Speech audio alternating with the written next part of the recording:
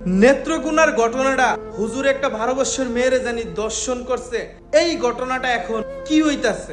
হুজুরে লাইভে আসছে, লাইভে আইসা বলতেছে আমি এই কাজ করি নাই, এই কাজ করছিল মেয়ের নানা, আমারে ফাঁসানোর চেষ্টা করতেছে এবং আমারে মেয়ের মা বাপে বলছে 3 লক্ষ টাকা দিলে এই জিনিসটা মীমাংসা করে দিব, এই জিনিসটা ঝামেলা শেষ করে দিব।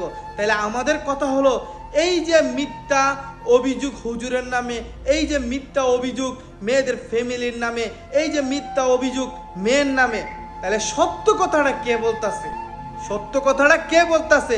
এটাই আমাদের বাংলাদেশের প্রশাসন যারা আছে তারা এই জিনিসটারে তদন্ত করব এবং বিচারের আওতায় আনবো। যদি মেয়ের দোষ থাকে মেয়ের বিচারের আওতায় আনবো, যদি মেয়ের গার্জেনের দোষ থাকে মেয়ের গার্জেনের বিচারের আওতায় আনবো, যদি হুজুরের দোষ থাকে হুজুরের বিচারের আওতায় আনবো। তা আমাদের কথা হলো ভাই, আপনারা একটা বিভ্রান্তি ছড়াই দেন সোশ্যাল মিডিয়ার ভিতরে। আমরা ছোট ছোট কন্টেন্ট ক্রিয়েটররা আপনাদের ভিডিও দেখে আমরা ভিডিও মেক করার চিন্তা ভাবনা করি, একটা ভিডিও আমরা বানানোর চিন্তা ভাবনা করি। যদি আপনারা মিথ্যা কথা বলেন, মিথ্যা অভিযোগ দেন অন্য মানুষের নামে, আর আমরা যদি এটা ছড়াই, এটা তো ভাই আমাদের উপরে দায়ভার থাকে। তাহলে আপনারা জানি এই মিথ্যা কথা বলেন, আপনাদের বিরুদ্ধে অ্যাকশন নেওয়া দরকার আছে।